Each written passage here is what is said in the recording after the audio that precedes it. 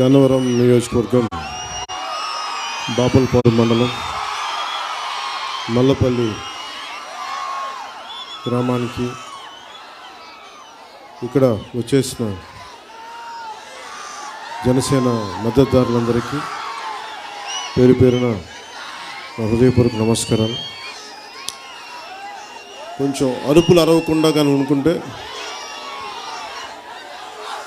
మీరు అరవకుండా కనుకుంటే సమస్య వినండి. రైతుల కోసం వచ్చాం. మీరు అరవకుండా కనుకుంటే మన రైతు సమస్యల గురించి అర్థం చేసుకోండి. ఎందుకంటే రేపు పొద్దున ఈ సమస్య మీకు కూడా వస్తుంది.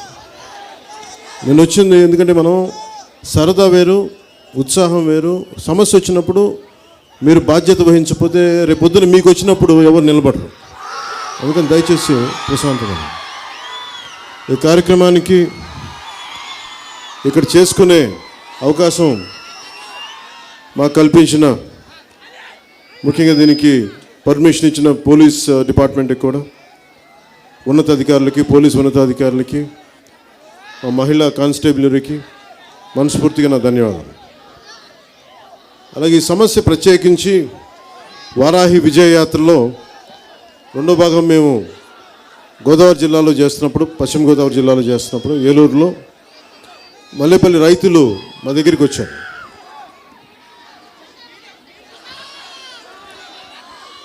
రైతులు మా దగ్గరికి వచ్చి, నేను పొద్దునంతా వరుస మీటింగ్లో ఉన్నప్పుడు ఒక గ్రూప్ మటుకు ఉండిపోయింది. నేను అడుగుతా ఉన్నాను, ఎవరు వాళ్ళు అట్లా ఉన్నారంటే, ఈ దాదాపు మన దోనేపూడి వెంకట్రావు గారు, పోలవరపు నాగమణి గారు, వీసం మురళీకృష్ణ గారు, గోగినేని సావిత్రి గారు, ముక్కు శ్రీరామ్మూర్తి గారు, పంగిడమ్మ గారు, వీసం రామకృష్ణ గారు, వీళ్ళందరూ మేము మనకి గన్నవరం నియోజకవర్గం బాపులపాడు మండలంలో ఉన్న ఈ పారిశ్రామిక వాటికి సంబంధించి మా భూములు కోల్పోయాము. ఇక్కడ ఈ భూములకు సంబంధించి మాకు న్యాయం జరగలేదు, నష్టపరిహారం రాలేదు. నష్టపరిహారం రావట్లేదు ఏంటి అని చెప్పి అడిగితే మా మీద ప్రభుత్వం ఈ విధంగా దాడి చేసింది అని చెప్పి చూస్తే పాపం ఒకరికి మెడ ఇరిగిపోయింది, మాట్లాడలేకపోతున్నాం, నడవలేకపోతామండి, మెడ తిప్పలేకపోతా ఉన్నారు. ఇంకొకరిని పాపం వెన్నెముక ఇంకా కదలలేని పరిస్థితుల్లో ఆయన మన వెంకట్రావు గారు కదా మీ పేరు, అదే దోనేపూడి వెంకట్రావు గారు, అదే వాళ్ళ పరిస్థితి చూస్తూ ఉండంటే నాకు ప్రత్యేకించి ఒక నిమిషం ప్రత్యేకించి మన అందరం అర్థం చేసుకోవాల్సింది, ఇక్కడ జనసేన ఏ ప్రాతిపాదికన ఈ సమస్యని అర్థం చేసుకుంటుందని చెప్పడానికి. మనకి భారతదేశపు రాజ్యాంగంలో, మన రూల్ బుక్లో ఏ కులాలకు కానీ ఎవరికి ఎలా న్యాయం జరగాలి, హక్కులేంటి, బాధ్యతలేంటి, ఎలా ఉండాలి అనేది వీటన్నిటిని మన భారత రాజ్యాంగంలో పొందుపరిచినప్పుడు ఈ భూమి, మనకు సహజ వనరులైన నీళ్లు, పర్వతాలు, ఖనిజాలు, ఇవన్నీ ప్రత్యేకించి మనం గుర్తుపెట్టుకోవాల్సింది ఒక ప్రభుత్వానిది కానీ, ఒక కులానిది కానీ, ఒక వర్గానిది మటు కాదు. ఇవి మన అందరి ఉమ్మడి సొత్తు. ఇది పొలాలు కానీ, ఖనిజాలు కానీ, భూమి, ఇవందరి ఉమ్మడి సొత్తు. ఇది దీనిని ముఖ్యంగా దీనికి ఓనర్షిప్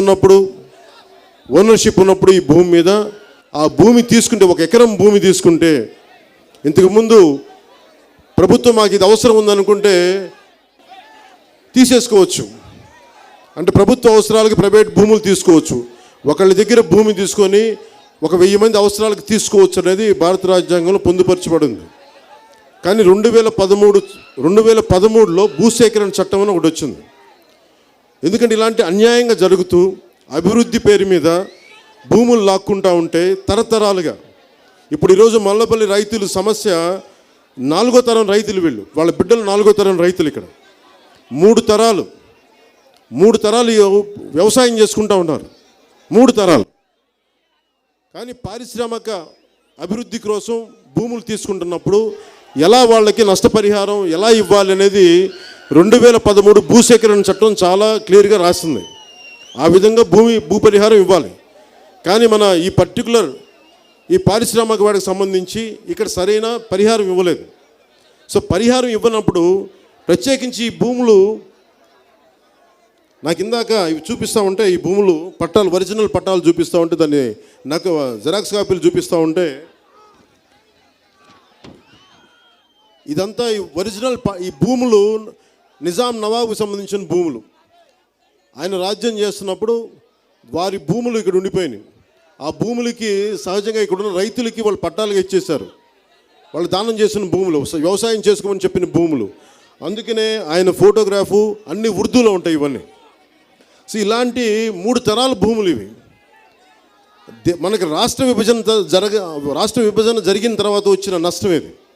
2016లో అప్పటి తెలుగుదేశం ప్రభుత్వం ఇది ఒక పారిశ్రామిక వాడగా దీన్ని అభివృద్ధి చేయాలి అని చెప్పి దాదాపు 1460 ఎకరాలు ఎంతో దీన్ని గుర్తించి ఇక్కడికి ప్రతి రైతుకి 7,60,000 రూపాయలు నష్టపరిహారం ఇవ్వాలి అని చెప్పి మనకు సూచన చేసి దాన్ని ఒక జీవోగా ఇస్తే కొద్దిమంది రైతులకు ఇచ్చి మిగతా కొద్దిమందికి ఇవ్వలేదు.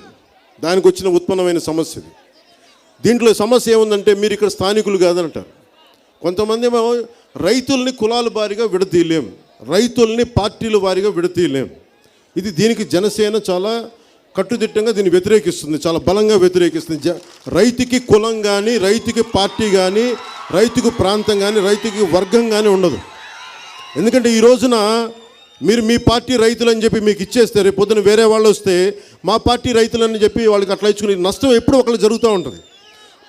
రైతులు అందరూ కూడా ఉమ్మడిగా ఉండి, మా రైతులందరికీ మీరు ఉమ్మడి కృషి ఇవ్వాలని చెప్పి మీలో ఐక్యత లేకపోతే వచ్చిన సమస్య ఇది. ముందుగా ఇది మనం అందరం అర్థం చేసుకోవాలి. ఈరోజు నేను ఇక్కడున్న మల్లపల్లి రైతాంగానికి అందరికీ నేను మాటిస్తూ ఉన్నాను, మీకోసం మీకు న్యాయం జరిగే వరకు మీకు ఖచ్చితంగా మీకు అండగా ఉంటాం, మేము పోరాటం చేస్తాం. ఎందుకంటే ఇది మీ హక్కు. ఇది కృష్ణా జిల్లా రెవెన్యూ శాఖ కూడా చెప్తా ఉన్నాం, ఇది మీరు ఏమి చేసినా ఆగండి అరవకండి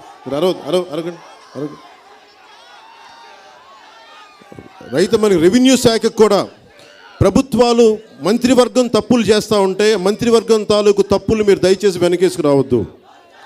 మీకు రాజ్యాంగం అనే రూల్ బుక్ ఉంది, మీకు సర్వీస్ రూల్స్ ఉన్నాయి, మీకు ప్రతి దాని మీద చట్టం ఉంది. మీరు చట్టాలని నాయకుల కోసం మీరు అతిక్రమించి చేస్తే రేపు పొద్దున కొత్త ప్రభుత్వం వచ్చినప్పుడు బాధ్యత మీరే వహించాల్సి వస్తుంది. అందుకని దయచేసి దీన్ని రెవెన్యూ శాఖ కలెక్టర్ గారు కానీ, రెవెన్యూ శాఖ అధికారులు కానీ ఖచ్చితంగా మీకు దయచేసి చెప్తున్నాను, 2024లో ప్రభుత్వం మారబోతుంది. వైసీపీ ప్రభుత్వం ఉండట్లేదు. దీనిని మీరు గుర్తించి మీరు రైతాంగాన్ని పీడించడం మానేసేయండి. ఎందుకంటే రేపు పొద్దున కొత్త ప్రభుత్వం వచ్చిన రోజున నేను ప్రత్యేకించి దీని మీద మల్లపల్లి రైతాంగాన్ని సమస్యల మీద ప్రత్యేకించి జనసేన, ప్రత్యేకించి పవన్ కళ్యాణ్ దీని మీద శ్రద్ధ పెడతాడు. దీన్ని నా ఆవేదన కూడా, రైతుకి నేను ఎప్పుడు కులం చూడలేదు, రైతుకి ప్రాంతం చూడలేదు. స్థానిక శాసనసభ్యులు ఎవరైనా కానీ నాకు దానికి వాళ్ళ ఇల్లు అని కాదు, ఇది ఒక విధానం. ఇది రాజ్యాంగం ప్రతి పౌరుడికి కల్పించిన హక్కు. ఇది మీకు నష్టపరిహారం జరుగుతుంటే, మీ భూములు తీసుకుంటే మీకు నష్టపరిహారం వచ్చే వరకు మీకు పోరాటం చేసే మీకు హక్కు మీకు ఉంది. మిమ్మల్ని దాడి చేసే హక్కు ప్రభుత్వాలకు లేదు. కాకపోతే సమస్య ఇక్కడ ఏముందంటే, ఇందాక వారు చెప్తున్నప్పుడు కూడా ఒక ప్రాంతం పోలీసు ఒకలా ఉంటే ఇంకో ప్రాంతం పోలీసు ఇంకోలా ఉంటారు. సమస్య నేను ఎప్పుడు పోలీస్ శాఖను ఎందుకు తప్పు పట్టనంటే కొంచెం ఇబ్బందిగా ఉంటుంది మీకు కూడా మాట. పోలీస్ శాఖ ఎమ్మెల్యేలు ఎలా చెప్తే, ప్రభుత్వం ఎలా చెప్తే అలా చేస్తారు తప్ప పోలీస్ శాఖకి దానిదంటూ ఒక మనసు ఉండదు, దానిదంటూ ఒక విధానం ఉండదు. సో అందుకే నేను పోలీస్ శాఖలో ఒకసారి లా అండ్ ఆర్డర్కి పోలీస్ శాఖ అవసరం, చాలా అన్రూలీ ఎలిమెంట్స్ ఉన్నప్పుడు పోలీస్ శాఖ చాలా అవసరం. కానీ ఒకసారి ఆ విచక్షణ కొంతమంది అధికారులు కోల్పోవచ్చు. కొద్దిమంది అధికారులు విచక్షణ కోల్పోతే మీకు దాడి, మానసికంగా మీరు శారీరకంగా మీరు శారీరకంగా మీకు జరిగిన దాడికి మనస్ఫూర్తిగా నేను మిమ్మల్ని క్షమించమని నేను అడుగుతున్నాను. ఎందుకంటే నేను బాధ్యత తీసుకున్నాను దీనికి. నేను అంటే ఎందుకు బాధపడుతున్నానంటే, సమాజంలో ఒకడు మీకు జరిగిన అన్యాయానికి మీ కన్నీళ్లు తుడడానికి నాకు సంబంధం లేకపోయినా నేను బాధ్యత తీసుకొని చెప్తున్నాను. ఇంకెవరిలాగా భవిష్యత్తులో ఎవరికి కూడా ఇలా జరగకూడదు, మనస్ఫూర్తిగా చెప్తున్నాను. మీ బాధకి, ఎందుకంటే ఆ రోజు మీరు పడ్డ ఏడుపులు, మీరు కార్చిన కన్నీళ్ళు నిజంగా నన్ను మమ్మల్ని కదిలించేస్తుంది. ఆ రోజు వెంటనే నెక్స్ట్ డే వచ్చేద్దాం అనుకున్నాను, కానీ మనకి ఈ ఇంత విధానాన్ని ఇంత సభను మళ్ళీ ఆర్గనైజ్ చేయడానికి ఆల్రెడీ మన వ్యవస్థ అంతా అక్కడే ఉండిపోయింది కాబట్టి అందుకు కొంచెం సమయం తీసుకొని వచ్చాం. ఈ సమయానికి ఆలస్యం చేసినందుకు కూడా మనస్ఫూర్తిగా నేను క్షమాపణలు కోరుకున్నాను. కానీ ఒక్కటి మటుకు చెప్తున్నాను, మీకు న్యాయం, మీకు నష్టపరిహారం వచ్చే వరకు మేము మీకు అండగా ఉంటాం. ప్రత్యేకించి 2009లో కూడా నేను ఎప్పుడూ అన్యాక్రాంతంగా భూములు కానీ ఒకళ్ళ వస్తువులు కానీ వారికి ఉంటున్న నివాస స్థలాలను కానీ ఇళ్ళని కానీ విధ్వంసం చేస్తే నాకు చాలా ఆవేదన కలుగుతుంది. ఎందుకంటే ఈ నేల అందరిది కదా. ఎవరో ఒకళ్ళు ఏం చేస్తారు, ఎక్కడో చోట ఖాళీ జాగాలో ఇల్లు వేసుకుంటారు, తప్పదు అది. అలాంటిది నేను హైదరాబాద్లో కూడా భీమరావు బాడ అని చెప్పి బాబాసాహెబ్ అంబేద్కర్ మీద పెట్టిన ఒక వాడ మీద రాత్రికి రాత్రి పోలీసులు వచ్చి ఆ రోజున తీసేసినప్పుడు, అందుకే నేను కాంగ్రెస్ నాయకులను అంత బలంగా తిట్టడానికి కూడా కారణం ఏంటి, నా ఉద్దేశం ఏంటంటే మీరు సంతకాలు పెడితే ఏ స్థలాలైనా తీసుకోవచ్చు. పోయి ఇక్కడ ఈ పాపం చిన్న రూముల్లో ఉండే ఈ ప్రజల మీద, మీ బలహీన వర్గాల మీద మీ ప్రతాపం ఏంటని, ఇది నాకు ఆవేదన. నాకు అలాగే రాత్రిపూట నిద్రపోతున్నప్పుడు అది ప్రాథమిక హక్కుల ఉల్లంఘన. మీరు నిద్రపోతున్నప్పుడు మీ మీద ఎవరు దాడి చేయకూడదు, ఇది మీరు గుర్తుపెట్టుకుని రైతాంగం. పోలీసులు ఒకళ్ళ మీ మీద దాడి చేస్తే, రెవెన్యూ శాఖ మీ మీద దాడి చేస్తే, మీ ఇళ్లలోకి జొరబడితే అది మీ ప్రాథమిక హక్కుల ఉల్లంఘన. అందుకని మీరు చెప్పండి, నేను మా వాళ్ళందరికీ కూడా తెలియజేస్తాను. శ్రీరామకృష్ణ మీరు కూడా మీరు తెలియజేస్తారు, ప్రాథమిక హక్కుల ఉల్లంఘన ఇది. వారి ఇళ్లల్లోకి వెళ్ళి వారి ఆడబిడ్డలు ఉన్నప్పుడు, వాళ్ళ ఇళ్లలో ఉన్నప్పుడు, వాళ్ళు పడుకున్నప్పుడు వాళ్ళకి ప్రశ్నించే హక్కు ఉంది, కానీ వాళ్ళ మీద దాడి చేసి, ఎందుకంటే వాళ్ళు శాంతియుతంగా ధర్నా చేయటం రాజ్యాంగం కల్పించిన హక్కు ఇది. అందువల్ల మీరు బలంగా నిలబడండి. మీరు మీ మీదకి ఏదైనా వీళ్ళకి అండగా మీరు నిలబడండి. మీరు పోలీస్ శాఖ వారితో కూడా మర్యాదగానే మాట్లాడండి. ఎందుకంటే మీరు హక్కుల గురించే మాట్లాడండి. అవసరమైతే మన లీగల్ టీం తీసుకెళ్ళండి. లీగల్ టీం తాలూకు సలహాలు మీరు తీసుకోండి. ఏదైనా ఇష్యూ వచ్చినప్పుడు మేము మాట్లాడతాం బయటకు వచ్చి, నేను కూడా వస్తాను దీని మీద. అందుకని మీరు ధైర్యం ఇవ్వండి మీ రైతాంగానికి. చివరి రైతుకి నష్టపరిహారం వచ్చే వరకు మేము మీకు అండగా ఉంటాం. అలాగే తెలుగుదేశం పార్టీకి కూడా నా విన్నపం, ఇది మీరు తీసుకున్న నిర్ణయం 2016లో మీరు తీసుకున్న నిర్ణయం ఇది. ఈ రోజున మీరు కూడా ఒక పార్టీగా దీనికి మీరు మద్దతు పలకాలి. మీరు రైతులకి దయచేసి మీరు కూడా ఎవరన్నా కులం వంట కడుతుంటే దాన్ని తెలుగుదేశం పార్టీ కూడా ఖండించాలని మనస్ఫూర్తిగా నేను కోరుకుంటా ఉన్నాను. ఎందుకంటే ఒకసారి ఒక రైతుకి ఒక పార్టీ కులం వంట కడితే రేపు పొద్దున ప్రతి ఒక్కరు కులం వంట కడతారు. దానికి జనసేన వ్యతిరేకం. దానికి నేను కులాల ఐక్యత కోరుకుంటాను, కానీ కులాల తాలూకు విచ్ఛిన్నం నేను కోరుకోను. నేను ఎందుకంటే ఒక్క కులం వల్ల సమాజం నడవదు. పోలీస్ శాఖలో అన్ని కులాలు ఉంటాయి, రైతాంగంలో అన్ని కులాలు ఉంటాయి. అందుకని దీన్ని దృష్టిలో పెట్టుకొని తెలుగుదేశం పార్టీ కూడా దీనికి మద్దతు పలకాలి. మల్లపల్లి రైతాంగానికి మీరు కూడా అండగా ఉండాలని మనస్ఫూర్తిగా కోరుకున్నాను. అలాగే భారతీయ జనతా పార్టీ నాయకులకు కూడా ప్రత్యేకించి మల్లపల్లి రైతాంగానికి మీరు అండగా ఉండాలని నేను కోరుకుంటా ఉన్నాను.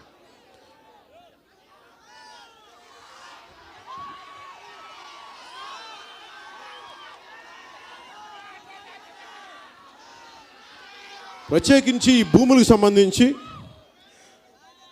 ఆడబిడ్డలు చెప్తున్నట్టుగా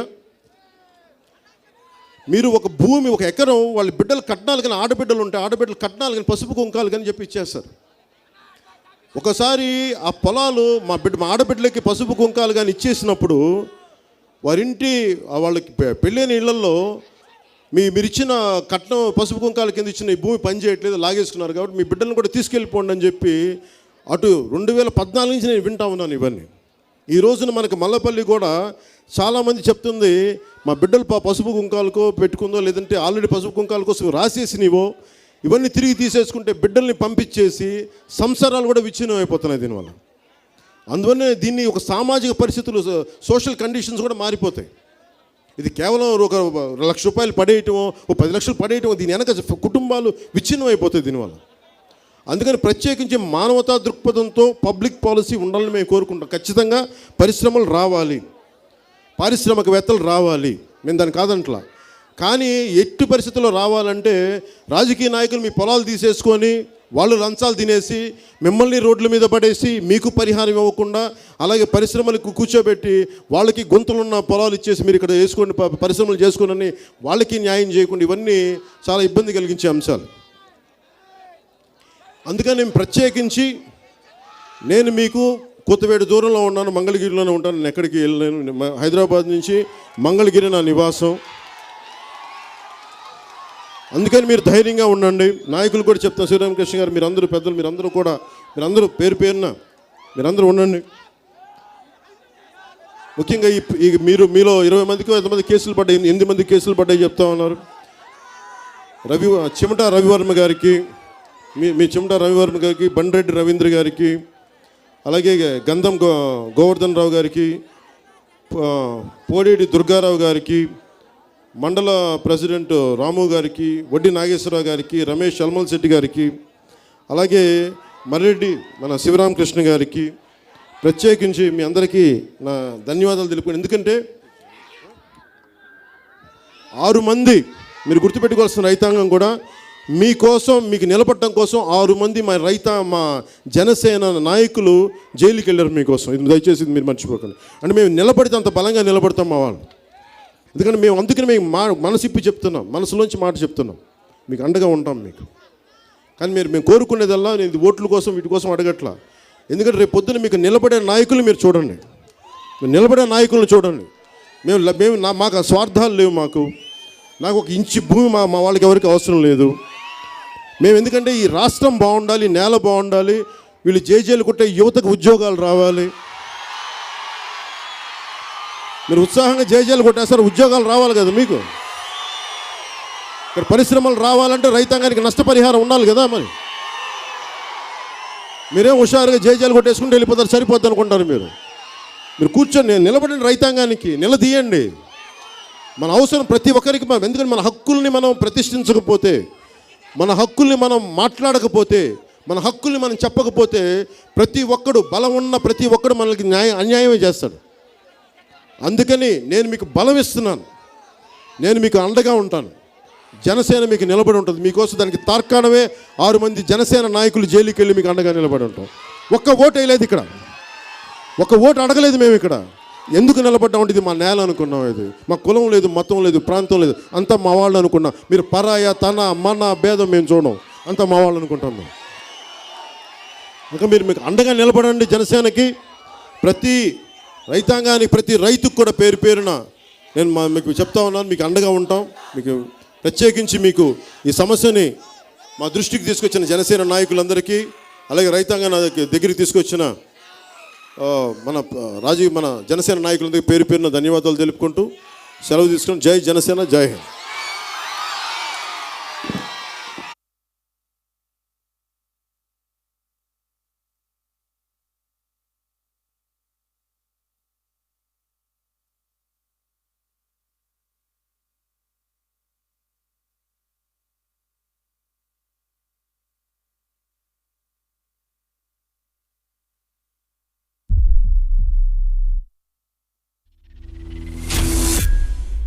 నేను చెప్తున్నాం, జనసేన చెప్తుంది, శ్రీకాకుళం నాది, విజయనగరం మాది, విశాఖపట్నం మాది. ఒక్క గోదావరి జిల్లాలే కాదు, రాయలసీమ నాది, సమస్త ఆంధ్రప్రదేశ్ నాది, తెలంగాణ మాది.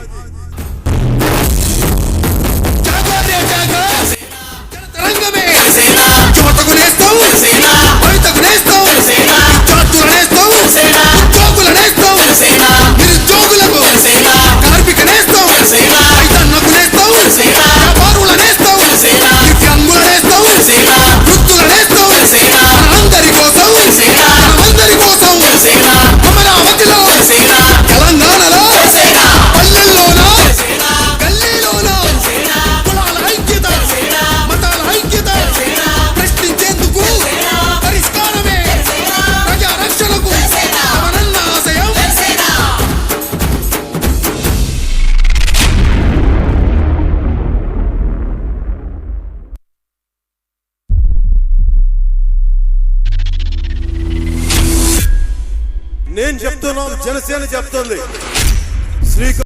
విజయనగరం మాది, విశాఖపట్నం మాది. ఒక్క గోదావరి జిల్లాలే కాదు, సమస్త ఆంధ్రప్రదేశ్ నాది, తెలంగాణ మాది.